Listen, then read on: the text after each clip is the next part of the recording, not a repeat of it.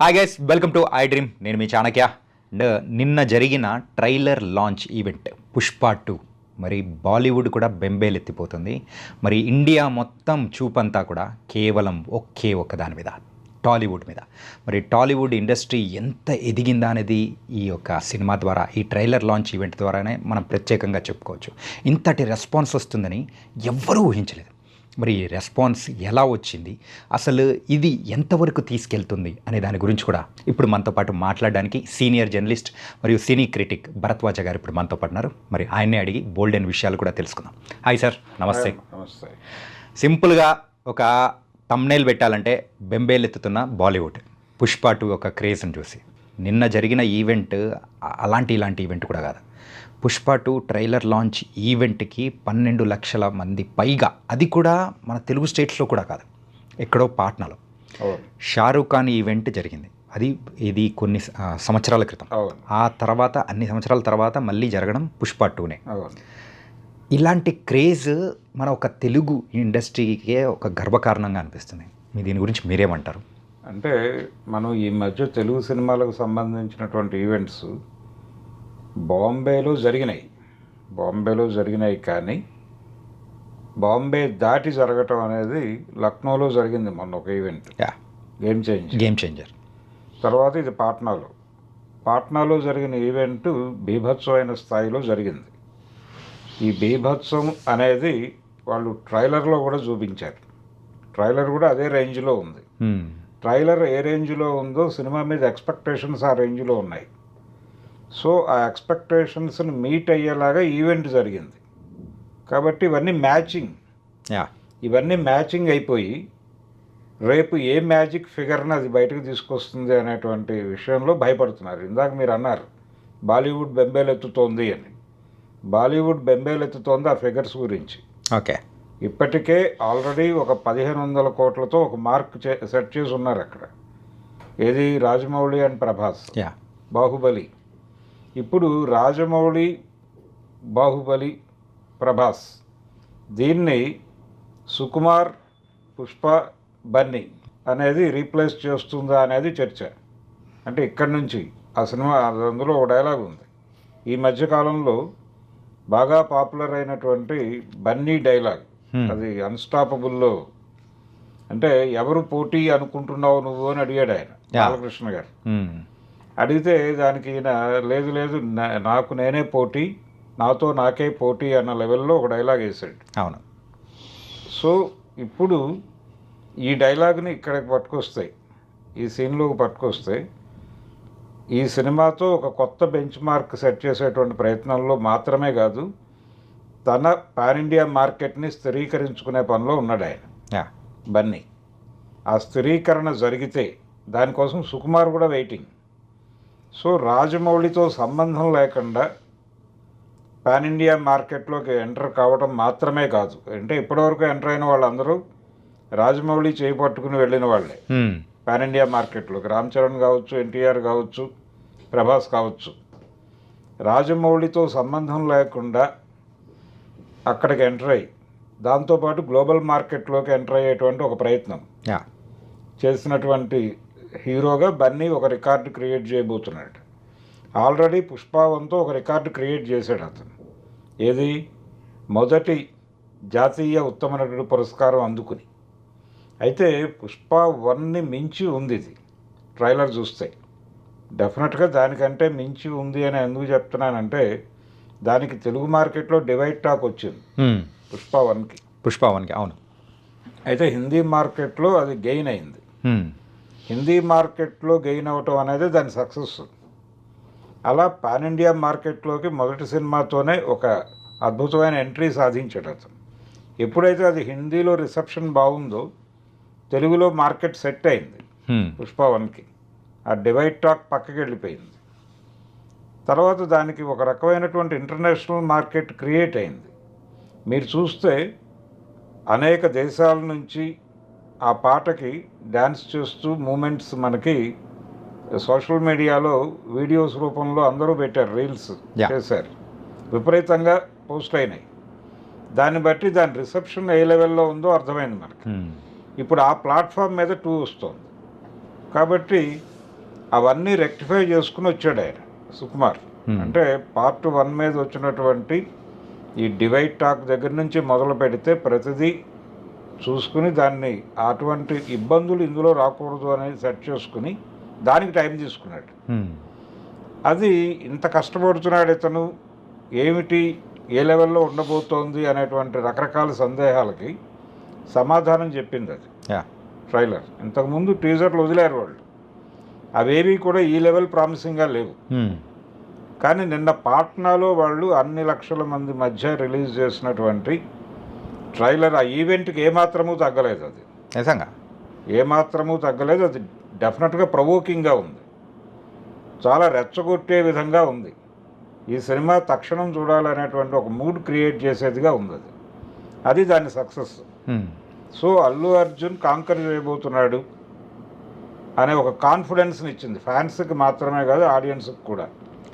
ఇది భయాన్ని రేగెత్తించింది. మీరు ఇందాక అన్నట్టుగా బాలీవుడ్లో ఇంకొక జంట వచ్చేస్తుంది, ఇంకో డైరెక్టర్ వచ్చేస్తున్నాడు, ఇంకో హీరో వచ్చేస్తున్నాడు, ఏంటి పరిస్థితి అని.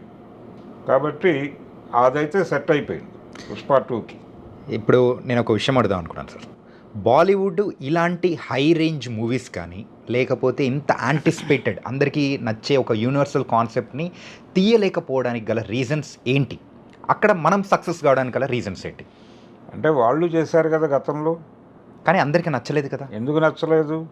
డాన్ సినిమా తెలుగు రాష్ట్రాల్లో మచిలీపట్నం లాంటి చోట్ల కూడా 100 రోజులు ఆడింది కదా. అది ఒకప్పుడు, కానీ ఇప్పుడే ఆడింది కదా. ఆడింది, వాళ్ళ మ్యాజిక్ వర్కౌట్ అయింది ఇక్కడ కూడా.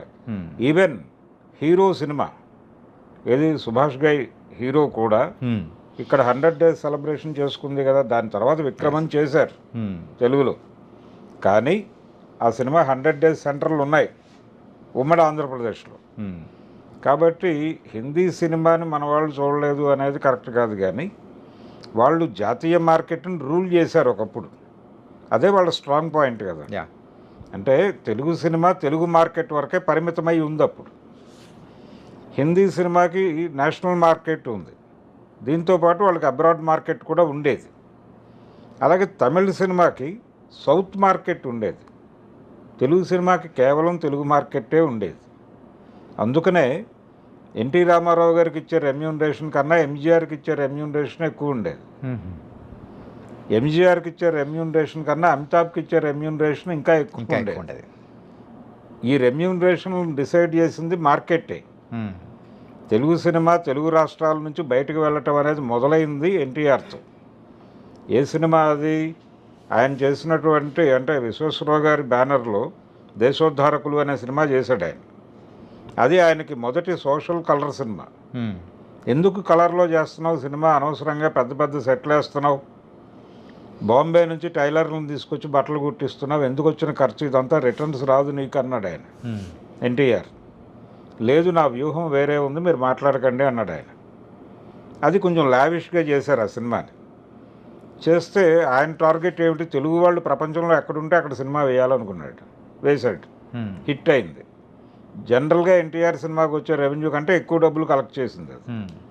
అట్లా అంటే క్వాలిటీ సినిమా తీయాలంటే బడ్జెట్ పెరగాలి, ఆ బడ్జెట్ రిటర్న్స్ రావాలంటే మార్కెట్ పెరగాలి. ఇది సూత్రం. ఈ సూత్రం మీదే రాజమౌళి గేమ్ మొదలుపెట్టాడు. మొదలుపెట్టి ముందు ఇండస్ట్రీలో తనకి కాన్ఫిడెన్స్ రావాలి, తన మీద కాన్ఫిడెన్స్ రావాలి ఇండస్ట్రీకి. అందుకని ఒక టెస్ట్ డ్రైవ్ చేశాడు ఆయన, అదే మగధీర. మగధీర సక్సెస్తో ఆయన ప్రూవ్ చేసుకున్నాడు, అంటే ఈ స్కేల్ సినిమా నేను చేయగలను అని. అక్కడి నుంచి దాన్ని పునాదిగా పెట్టుకుని బాహుబలికి వెళ్ళాడు ఆయన. బాహుబలి ఎందుకు వెళ్ళాడంటే మీరు ఇందాక అన్నారు యూనివర్సల్ సబ్జెక్ట్ అని. అందుకని మొత్తం ఆయన నేషనల్ మార్కెట్ని దృష్టిలో పెట్టుకుని ఒక జానపద కథతో వెళదాం అనుకున్నాడు. ఆ జానపద కథ వర్కౌట్ అయింది ఆయనకి. దానికి కూడా ఒక పాత తెలుగు సినిమా పునాది ఉంది బాహుబలికి కూడా. ఎన్టీఆర్ జయసింహ సినిమానే బాహుబలి. ఓకే. ఎన్టీ రామారావు గారు సొంత బ్యానర్లో వచ్చిన 3వ సినిమా జయసింహ. అదే కథని కొంచెం మార్పులు చేసి బాహుబలి అన్నారు, జనం చూశారు. అది పాన్ ఇండియా మార్కెట్ క్రియేట్ చేసింది. అయితే హిందీ మార్కెట్ని కాంకర్ చేసే కార్యక్రమం మన వాళ్ళు 50 ఏళ్ళ నుంచి చేస్తూనే ఉన్నారు నిరంతరం. అంటే పాతాళ భైరవ్ సినిమా వెళ్ళింది అక్కడికి, బాగానే డబ్బులు చేసుకుంది, అయిపోయింది. తర్వాత భానుమతి ఇప్పుడు శత జయంతి సంవత్సరంలో ఉంది ఆవిడ. భానుమతి గారి శత జయంతి సంవత్సరంలో ఉన్నాం మనం ఇప్పుడు. ఆవిడ డైరెక్ట్ చేసినటువంటి సినిమా చండీరాణి 53లో వచ్చింది అది. అది ఎన్టీఆర్ హీరోనే. ఆ సినిమా హిందీలో చేశారు, తెలుగు తమిళ్ హిందీలో చేశారు. అది హిందీ మార్కెట్లోకి వెళ్ళింది సినిమా. ఇక్కడ ఘంటసాల గారు పాడారు, అక్కడ తలత్ మహమూద్ పాడారు, పాటలు హిట్టే. ఆ తర్వాత పాన్ ఇండియా లెవెల్లో సినిమాలు చేయటం అనేది ఎందువలనో తగ్గింది, పట్టించుకోలేదు. అయితే మన డైరెక్టర్లు వెళ్ళారు అక్కడ, ఇక్కడ నుంచి డైరెక్టర్లు వెళ్ళి తెలుగు సినిమా రీమేక్స్ చేసేవాళ్ళు అక్కడ. తాతినేని రామారావు గారు, కె బాపయ్య గారు, వీళ్ళకంటే ముందు తాతినేని ప్రకాశ్రావు గారు, వీళ్ళందరూ, ఎల్వి ప్రసాద్ గారు కూడా. ఎల్వి ప్రసాద్ గారు, అవును.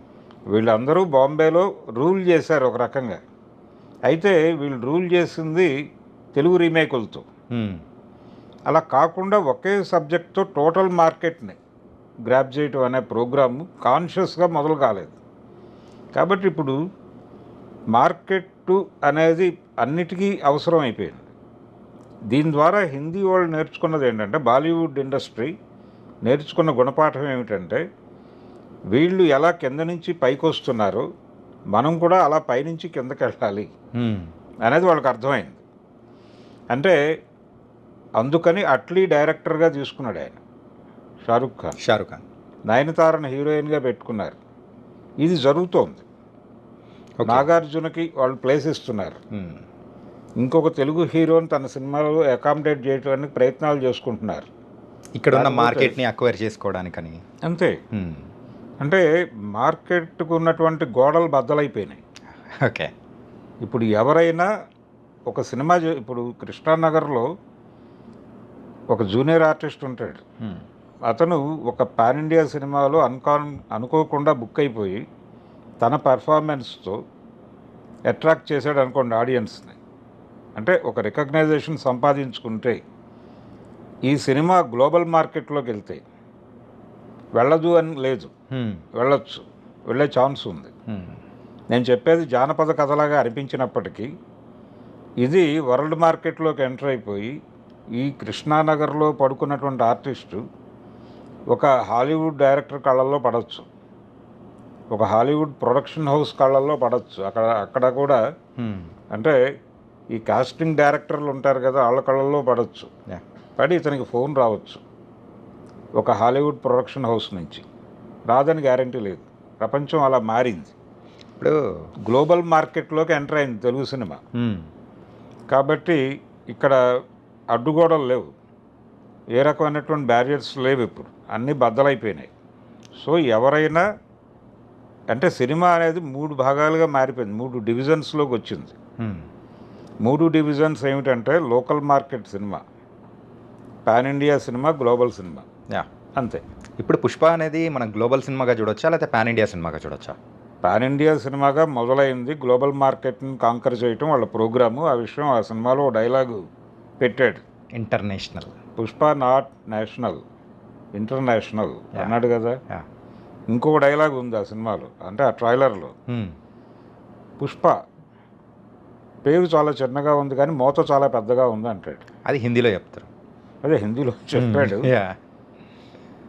దాని జిస్ట్ ఏమిటి, పుష్ప అనే పేరు చిన్నగా ఉంది కానీ మోత చాలా పెద్దది, అది పెద్దగా మూగేటట్టే కనిపిస్తోంది, పెద్ద మోతతో రాబోతోంది అనే ప్రామిస్ ఉంది. దానిలో ఇంకొక డైలాగ్ ఉంది ట్రైలర్లో, పుష్ప అనేది కేవలం పేరు కాదు, బ్రాండ్ అని.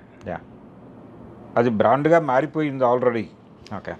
అని ఈ బ్రాండ్గా మారటం అనేది గ్లోబల్ లెవెల్లో జరిగింది అనేది మనకి రీల్స్లో చూసాం మనం.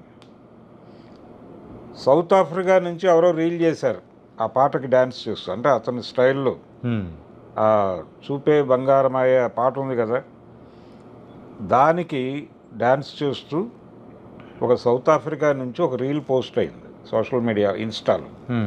ఏం చెప్పాలి, ఆ సినిమా రీచ్ అయింది. సో ఆ ప్లాట్ఫామ్ మీద, అంటే అది క్రియేట్ చేసినటువంటి ప్లాట్ఫామ్ మీదకి దీన్ని తీసుకెళ్తున్నారు వీళ్ళు. ఓకే. పుష్ప 2ని. సో ఇప్పుడు వాళ్ళు కూడా ఆ ప్రయత్నాల్లో ఉన్నారు. హాలీవుడ్ ఆ ప్రయత్నంలో ఉంది, బాలీవుడ్ ఆ ప్రయత్నంలో ఉంది. అంటే ప్రతి ఏరియాని మనం దృష్టిలో పెట్టుకోవాలి. స్క్రిప్ట్ డిజైనింగ్లోనే ప్రతి మార్కెట్ని మనం గౌరవించాలి యా అనేది మొదలైంది. ఆ మొదలైన ప్రభావం చూస్తున్నాం. ఇంతకు ముందు ఒక హాలీవుడ్ సినిమాగానే రూల్ చేసేది. ఒక బాలీవుడ్ సినిమాగానే రూల్ చేయగలిగేది. ఇప్పుడు ఆ పరిస్థితి లేదు. ఎవరైనా ఎక్కడి నుంచి అయినా ఎక్కడికైనా వెళ్ళొచ్చు. కన్నడ ఇండస్ట్రీ నుంచి అద్భుతమైన సినిమాలు వచ్చినాయి కదా. ఇప్పుడు కేజీఎఫ్, సలార్ ఇవన్నీ అట్నుంచి వచ్చినవే కదా. యా ప్రశాంత్ నీల్ అక్కడి నుంచి మొదలైన వాడే కదా. ఈవెన్ కాంతారా కూడా కొన్ని ప్రకంపనలు క్రియేట్ చేయగలిగింది కదా. సో ఎవరైనా ఏదైనా చేయవచ్చు. ఆ కండిషన్ ఉంది ఇప్పుడు. ఇప్పుడు పుష్ప 2 మూవీ హిందీ డిస్ట్రిబ్యూటర్ అనిల్ తడాని అవును, ఆయనే నిన్న ఈవెంట్లో అన్నారనమాట. ఏంటంటే ఇలాంటి జన సునామీ కానీ ఇలాంటి రెస్పాన్స్ అది మెయిన్గా పాట్నా నుంచి వస్తుందని ఎవరు ఎక్స్పెక్ట్ చేయలేదు. అవును, నేను స్టార్టింగ్లో మీకు ఇంట్రడక్షన్లో కూడా అన్నాను, బెంబేలెత్తుతున్న బాలీవుడ్ ఈ టైప్ ఆఫ్ అని. ఏంటంటే ఆయన ఎన్నో మూవీస్కి డిస్ట్రిబ్యూటర్గా కానీ నిర్మాతగా కానీ చేశారు. అవును. కానీ ఆయనే ఇలాంటి మాట అనడం అనేది కూడా నిజంగా ఒక షాకింగ్లా అనిపించింది. అంటే ఇంకొక మాట దొర్లింది అక్కడ. బిగ్గెస్ట్ ఫిలిం అనే మాట కూడా దొరికింది ఆ వేదిక మీద. సో దాన్ని కూడా కన్సిడరేషన్లోకి తీసుకోవాలి. ఓకే, తీసుకుంటే పుష్ప ఏం చేయబోతోంది అనేది ఒక విజన్ వచ్చేసింది అందరికీ. ఒక రకంగా నిన్న వేదిక మీద మాట్లాడిన ప్రతి ఒక్కరూ ఒక పూనకంతో మాట్లాడినట్టుగా మాట్లాడారు. అంటే ఎవరూ తగ్గలేదు, రెచ్చిపోయారు. రెచ్చగొట్టే విధంగా ఉంది అది కంటెంట్ రెచ్చగొట్టే విధంగా ఉండటంతో పాటు ఆ క్రౌడ్ రెచ్చగొట్టింది. ఆ వచ్చిన క్రౌడ్ విపరీతమైన ఎనర్జీని ఇచ్చింది స్టేజ్కి. ఆ ఎనర్జీ కనిపించింది. ఈవెంట్ ప్రారంభం నుంచి చివరి వరకు ఒక కరెంట్ పాస్ అయింది. ఆడియన్స్ నుంచి స్టేజ్కి పాస్ అయింది, స్టేజ్ నుంచి ఆడియన్స్కి పాస్ అయింది. మొత్తం సెల్ ఫోన్స్లో లైట్లు ఆన్ చేసి పెట్టారు వెనకాల, ఫ్లాష్ లైట్స్. అది బీభత్సం కదా. అలాంటి బీభత్సాలు చాలా కనిపించినాయి నన్ను. ఇది రేపు బాక్స్ ఆఫీస్ దగ్గర ఎలాంటి ఫిగర్ రిజిస్టర్ చేస్తుంది అనేటువంటి ఒక గొడవ నడుస్తోంది ఇప్పుడు.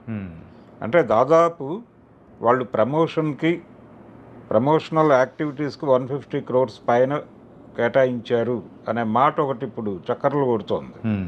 అది నిజమా కాదా అనేది అధికారిక సమాచారం కాదు, కానీ ఆ లెవెల్లో ప్రమోషనల్ యాక్టివిటీస్ జరుగుతున్నాయి పుష్ప 2కి అనేది అయితే నిన్న అర్థమైపోయింది. ఇప్పుడు వాళ్ళు కూడా అన్నారనమాట, ఏంటంటే ఈ ప్రమోషనల్ యాక్టివిటీస్ కేవలం ఒక రాష్ట్రానికో కేవలం ఒక ప్రాంతానికో సంబంధించింది కాదు. ఇప్పుడు పాట్నా అయిపోయింది, తర్వాత కోల్కతా తర్వాత బెంగళూరు, మెడ్రాస్, ముంబై, తర్వాత లాస్ట్లో మన హైదరాబాద్.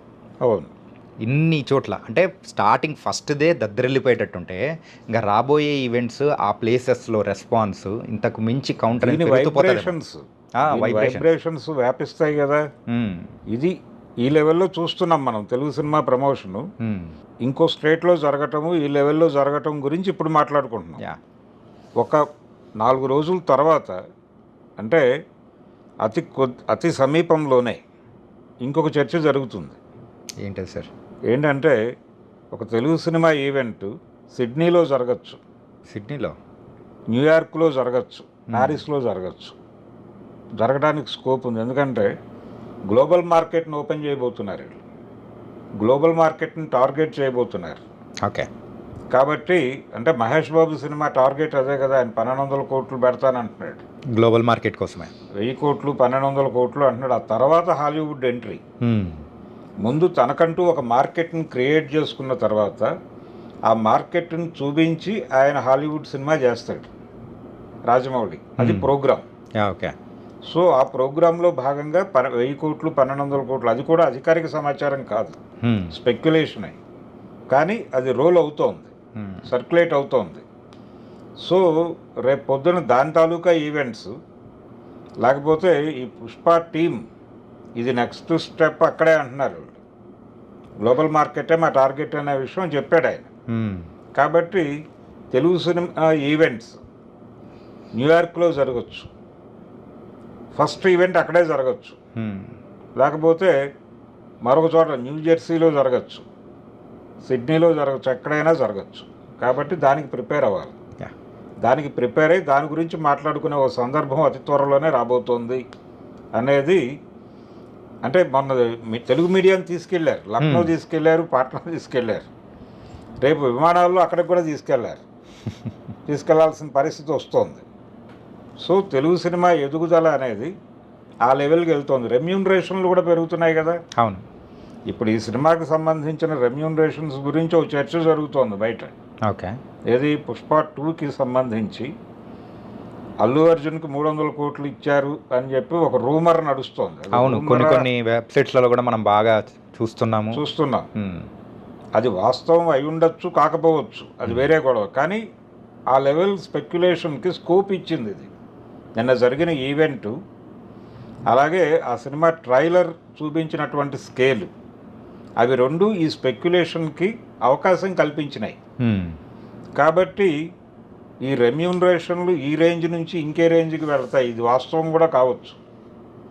అంటే తెలుగు సినిమా రెమ్యూనరేషన్లు ఏ లెవెల్లో ఉండేవి ఒకప్పుడు పెద్ద హీరో, తెలుగులో నెంబర్ 1 పొజిషన్లో ఉన్న హీరో తీసుకున్న రెమ్యూనరేషన్తో పోలిస్తే ఇదేమిటి, ఈ మార్క్ ఏమిటి అనేది భయపెట్టే వ్యవహారం కదా. ఉదాహరణకు సీనియర్ ఎన్టీఆర్నే తీసుకుంటే ఆయన అఫీషియల్గా చివరి సినిమా నా దేశం అనుకుంటే ఆ తర్వాత కూడా ఒక 7-8 సినిమాలు చేశాడు ఆయన. కానీ రాజకీయాల్లోకి వెళ్ళటానికి ముందు ఆయన చేసిన సినిమా నా దేశం. ఆ సినిమాకి ఆయన తీసుకుంది అంతా కలిపి 25 lakhs.